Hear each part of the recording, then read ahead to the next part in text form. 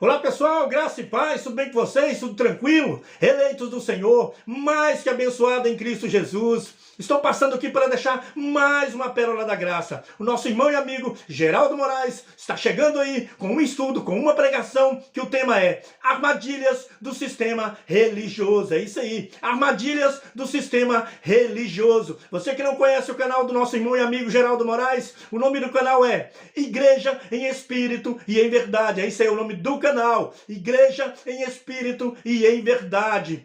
Se inscreva lá, que lá tem muitos conteúdos que vão te ajudar a crescer muito em graça e em conhecimento. E você que não é inscrito aqui no nosso canal, se inscreva. Gustavo Miranda falando da graça, deixa seu like e vamos levar o Evangelho, a graça de Cristo, aonde houver um eleito do Senhor. Amém? É isso aí. Mente de Cristo ativada. Pede o Espírito Santo para abrir o seu entendimento. E vamos pro vídeo.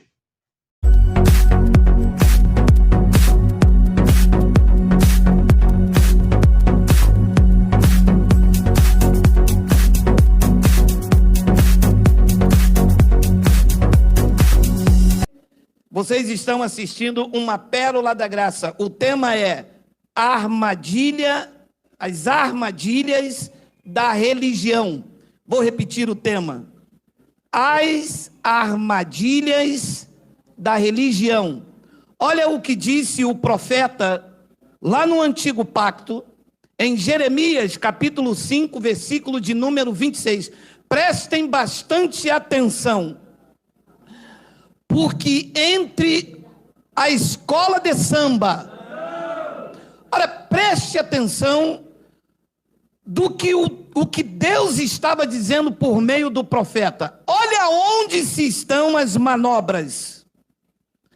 Porque entre o meu povo se acham perversos. Cada um anda espiando, como espreitam os passarinheiros, como eles, leia, dispõem armadilhas e prendem os homens. Aonde estava acontecendo isso? Entre o povo. E a gente pensa que entrou no lugar chamado igreja, que ali está a bênção de Deus.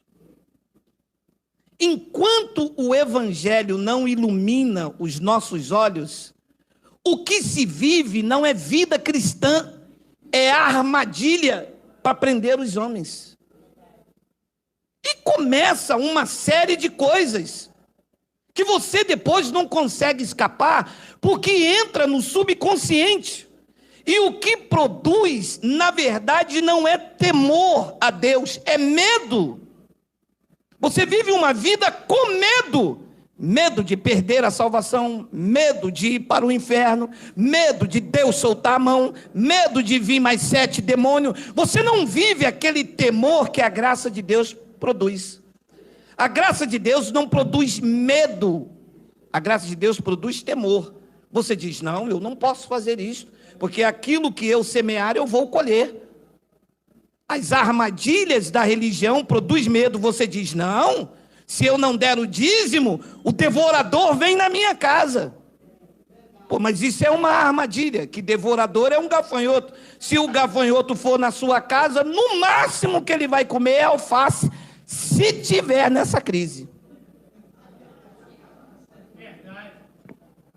Porque entre o meu povo se acham perversos, cada um anda espiando, e como espreitam os passarinheiros. Olha a linguagem que o profeta usa. Você sabe como é que se espreita um passarinheiro? No meu tempo botava visgo, né? Aí o passarinho, coitado, pousava ali, pensando que ia descansar, ficava preso ali, se batia. O passarinheiro, a espreita, o pegava. O que está aí fora é uma verdadeira armadilha religiosa. E começa assim: Jesus te ama e eu também. Pronto. O visgo, o laço do passarinheiro está armado. E você ferido, né, meu irmão? Traído, bebeu, gastou o dinheiro todo, acorda com ressaca, encontra alguém num lugar dizendo, Jesus te ama e eu também. É tudo que a pessoa precisa. E começa o amor. Começa o amor. Você vai para o inferno, Deus vai soltar a mão em você, vai vir mais 7 demônios, senta no banco lá atrás, se eu te desligar na terra, eu desligo no céu, porque tem dessa, hein? Ainda tem desse manto, hein? Ele diz assim, ó, está escrito na palavra, se eu ligar na terra, eu desligo no céu. Eu desligo você do céu, terra. Mas se me amava em Jesus também, agora nenhum nem o outro. Antes de entrar na armadilha, o pastor não me amava, Deus amava. Na armadilha, nenhum nem o outro. Olha só, versículo de número 27. Olha aí. Como a gaiola cheia de pássaros, são as suas casas cheias de fraude. As suas igrejas atualizando o software. Por isso, como as igrejas, as casas estão cheias de fraude, porque não é evangelho, é uma fraude. Aí eu falo porque eu não tenho medo. Não tenho medo, mas não tenho mais nenhum. Se tem uma coisa que Deus não me deu, foi espírito de medo. Ele me deu um espírito de poder, de amor e de moderação. De medo, não. As casas aí estão cheias de fraude. Tem de vendilhagem de todos os tipos. Você entra dentro de um lugar para crescer na graça e no conhecimento, você sai cheio de amuleto. A única coisa que eles não deram ainda é pé de coelho, que aí fica escancarado demais. Mas tem tijolo da casa própria, tem a bandeira de Israel, do seu Manel, tem um óleo, tem um quissuco, jarrão. Você já conhece aquele quissuco, pacotinho de quissuco do jarrão? Tem de tudo. A rosa de Saron. Tem o quê? Sumiço do não sei quem. Como a gaiola cheia de pássaros são as suas casas cheias de fraude. Por isso é que se tornaram poderosos e enriqueceram. Então tá claro. Ele se enriquece por causa da fraude, não é por causa do evangelho, que o evangelho não enriquece. Enriquece o espírito, a alma. Mas se tiver fraude, eles se tornam poderosos e enriqueceram. Meu amado, você está entendendo que isto é uma palavra temporal? Que só houve uma mudança geográfica, mas que a patifaria continua a mesma. Versículo 28. Engordam, tornam-se nédios e ultrapassam até os feitos dos malignos. Gente, porque veja, isso não está acontecendo na boca de fumo.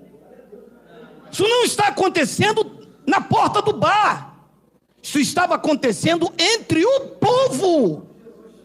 E que alguém lá, se dizendo pastor ou sacerdote, estava ultrapassando até os feitos dos homens maus.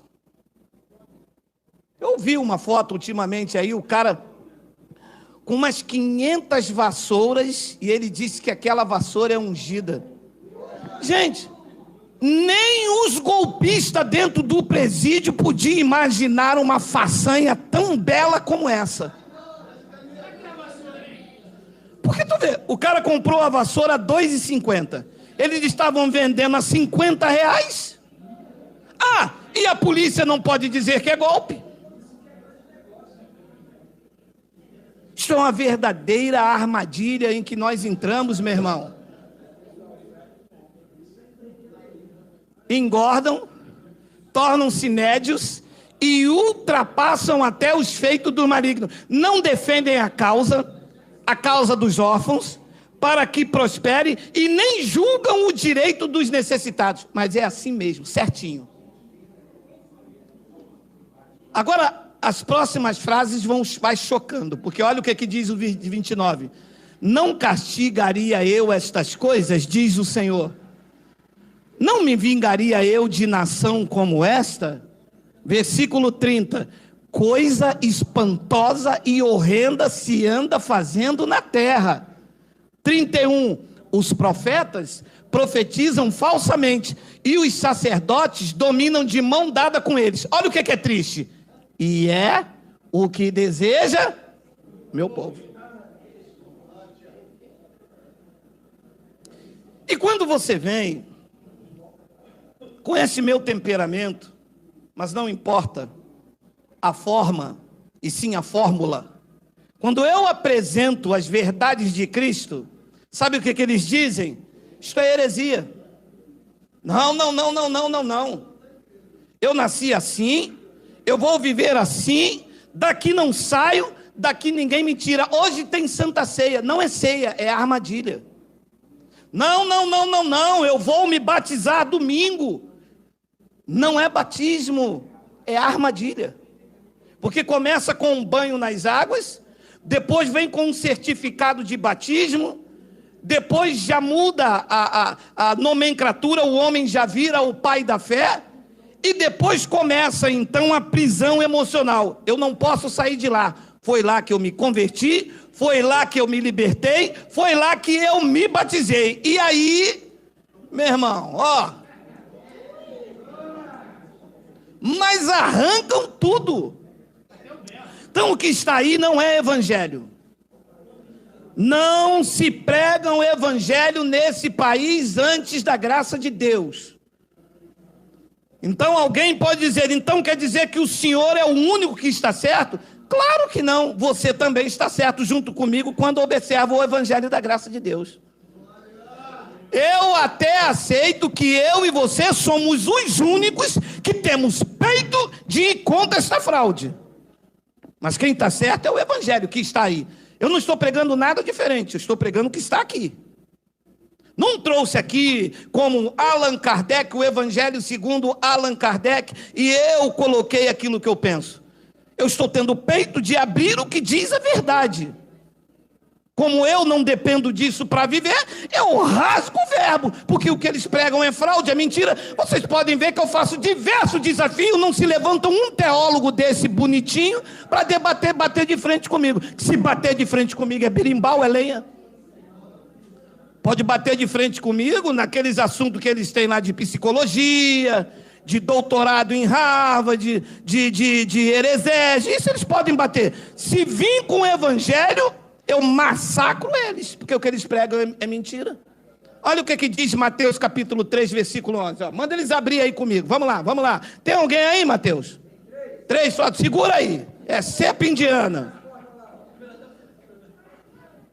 Mateus capítulo 3, versículo 11. Tem na Bíblia de todos os teólogos. Olha lá.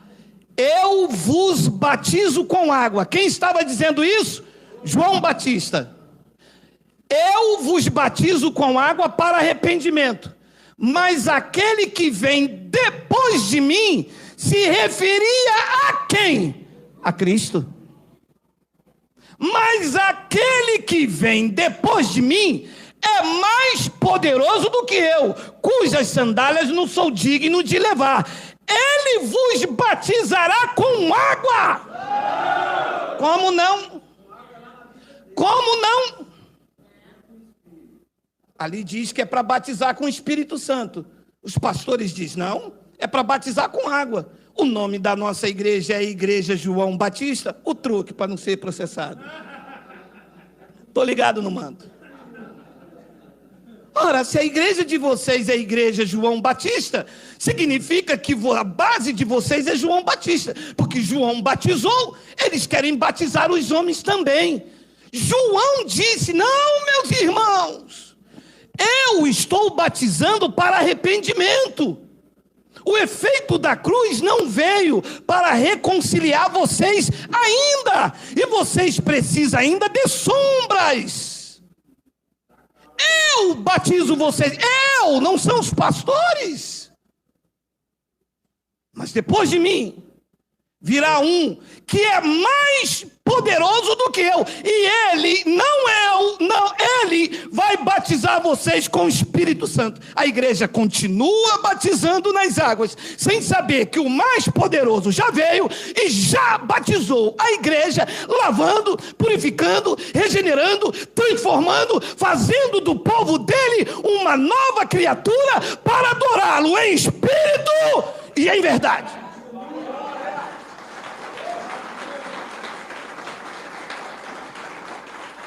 Não entendem?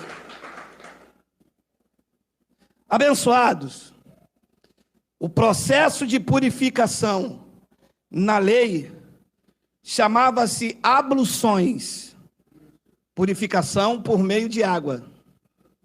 Na lei de Moisés, quando o cordeiro ia ser levado ao sacrifício, a lei determinava que o cordeiro, o animal para o sacrifício, tinha que ser lavado até as entranhas.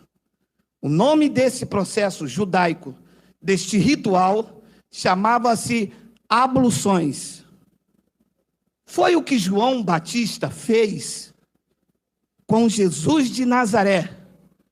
Ele disse: eu vim preparar o caminho do Senhor. Quando ele apareceu, ele disse: este é o Cordeiro. Então ele lavou. O processo deste lavar chama-se abluções. Batismo mergulhou ele nas águas. Cristo mergulhou o povo judeu, atraiu os gentios no seu sangue. Este processo de purificação com o sangue naquele madeiro dá-se então o batismo do Espírito Santo, o batismo no próprio Espírito dele. Paulo deixou registrado isso, digita para mim, Miguel, por favor, Romanos capítulo 6, versículo de número 3. Temos aí? Leia comigo. Ou porventura, disse Paulo depois que o que mais poderoso veio, ou porventura ignorais que todos nós que fomos batizados em Cristo Jesus, fomos batizados nas águas. Não.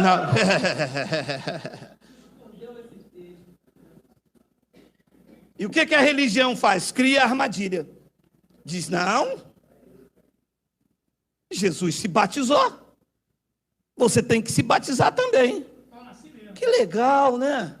E Jesus estava se batizando para quê? Para ser salvo, é? Jesus estava se batizando para quê? Para tirar os pecados dele, era?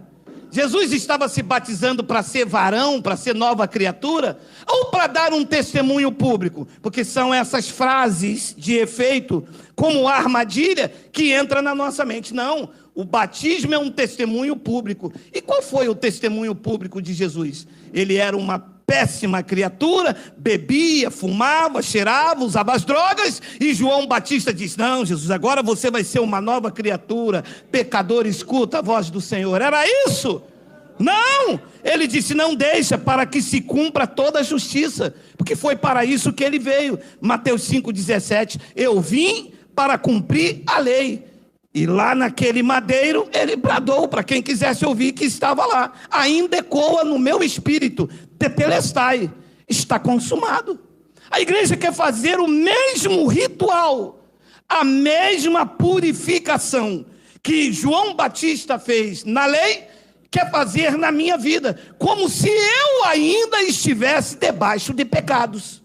Ora, se eu estou debaixo de pecado, significa então que Cristo morreu em vão, ele não ressuscitou, e nós estamos aqui esta manhã declarando que ele vive, quando ele ainda vai se oferecer em sacrifício pelos pecados. Só que esse processo de purificação, ele durou até o madeiro, o templo continuava de pé, os sacrifícios estavam ali ainda, e ele perdurou até 70. Todo o processo de purificação, embora não tinha mais efeito nenhum, ele perdurou até o templo, até a queda do templo. Paulo explicou isso em Hebreus capítulo 9, versículo 9 e 10. Olha aí. É isto uma parábola para a época presente, para os dias de Paulo. E segundo esta se oferece tanto dons como sacrifício, Embora estes sacrifícios, até o dia de Paulo, no tocante à consciência, aqui dentro, no espírito, sejam ineficazes. Por quê? Porque o efeito da cruz já havia acabado espiritualmente com isso, apesar de que nunca tinha purificado ninguém. Embora estes dons e sacrifícios segundo a lei sejam ineficazes para aperfeiçoar aquele que presta culto. Versículo de número 10. 10 tem: os quais não passam de ordenanças da carne, baseados somente em comida e bebida, leia, e diversas abluções. Esta palavra abluções, do plural ablução, significa purificação por meio de água, que era um ritual judaico, que foi o que Jesus de Nazaré passou, e que o que os pastores continuam fazendo dentro da igreja, dizendo que é evangelho, quando na verdade é uma armadilha para prender as pessoas que não entendem o que você entende como verdade de Deus absoluta hoje. E você entra dentro da igreja dizendo: aqui está a casa de Deus, aquele lá é o pastor, e agora eu passei para crente. O pastor, sim, você agora vai fazer uma carteirinha de membro, você vai fazer um curso chamado Classe Catecúbitos. Aprendi, meu amado. Foi difícil, demorou, meu amado. Demorou, mas a gente aprende. E você faz aquele curso de batismo, a igreja aluga um ônibus com teu dinheiro, você é roubado todo feliz.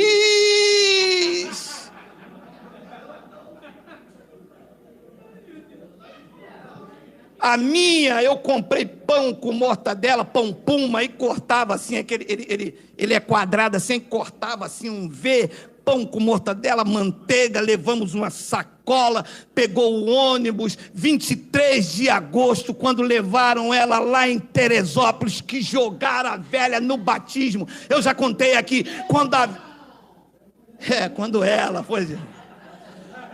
quando jogaram ela no batismo de roupão branco, com as manchas de xixi, já assim, no roupão dela, quando ela subiu roxa, o pastor disse: foi batizada com o Espírito Santo. Eu já meti o pé no peito do pastor, dizendo que nada, vocês vão matar minha mulher, a velha está morrendo de frio.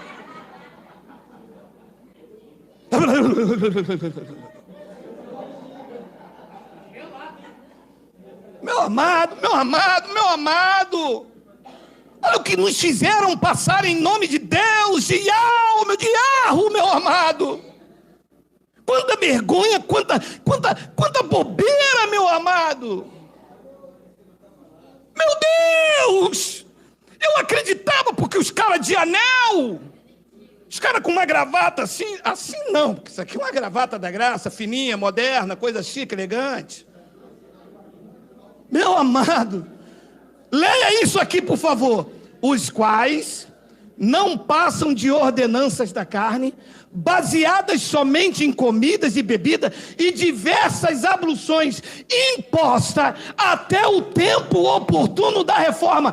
Abluções, purificações da carne, ordenanças, foram para sempre ou foi até o tempo da reforma?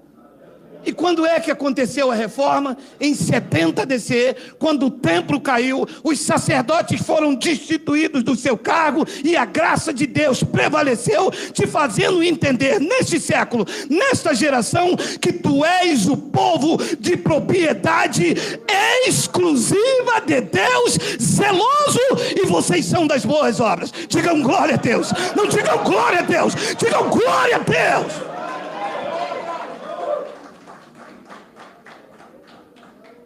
A igreja nunca entendeu isso.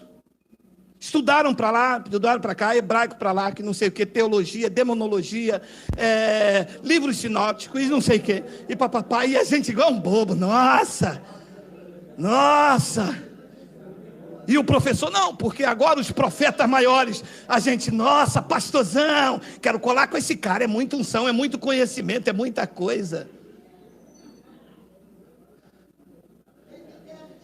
ele perdeu essa aula. Olha lá, Efésios capítulo 5, versículo de número 25. Olha aí. Maridos, amai vossa mulher como Cristo amou. Claro que Paulo aqui, eu acho que dormiu demais quando foi arrebatado, que não existe um homem amar uma mulher, nem cantando música de batom para ela, consegue amar igual Cristo amou, né? Maridos, amai vossa mulher como também Cristo amou a igreja e a si mesmo se entregou por ela. 26. Para que a santificasse. Olha o que Cristo fez, não foi João Batista. Olha o que Cristo fez pela igreja, que não são as paredes. Quando você fala o termo de igreja aí fora, eles relacionam o termo igreja aos sacerdotes, às mandingas espirituais, ao toma lá da cá, a um local físico, ao presidente da convenção. Ouça, o mundo cristão, isto não é igreja, isto são armadilhas para prenderem os homens. Olha o que Cristo fez para que a santificasse a igreja, tendo-a purificado por meio de lavagem de água pela palavra. Na lei eram as águas do Rio Jordão, para lavar o exterior. Cristo lavou a sua igreja, que é o seu corpo, por água pura pela palavra. Ele falava com os judeus, mas eles tinham véus. Quando os judeus pediam purificação, ele dizia: vocês já estão limpos pela palavra que eu vos tenho dito, falado, explicado, ministrado. Mas eles tinham véus, preso ao toque, aquilo que era palpável, não entendiam que aquela palavra que saía da boca dele os purificava. E aqui Paulo explica então, para que a santificasse, tendo-a purificado por meio de lavagem de água, pela palavra. Ali tem uma vírgula, versículo 27, para que eles voltassem às abluções, para que eles voltassem aos rituais judaicos. Não, diz que ele fez isso para apresentar-se a si, a ele mesmo, igreja desgraçada, pecadora. Sim, é sim, eu sou teólogo também, presidente da convenção, eu também sou coisa ruim. É sim, eles dizem isso. São professores de teologia, são mestres, são pregadores de multidão, e vem diante do povo e diz: igreja pecadora, miseráveis, vocês são pó da terra, vocês não vão para o céu, no céu não entra pecado e vocês são pecadores. Dizem ou não dizem? Ora bem, pensei. Para apresentar a si mesmo. Ouçam, leiam, vejam e recebam como o Pai vê vocês no coletivo.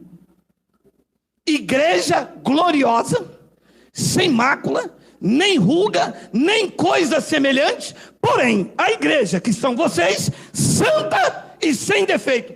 Lavar o quê? Se vocês são exatamente isso que o Pai fez na vida de vocês.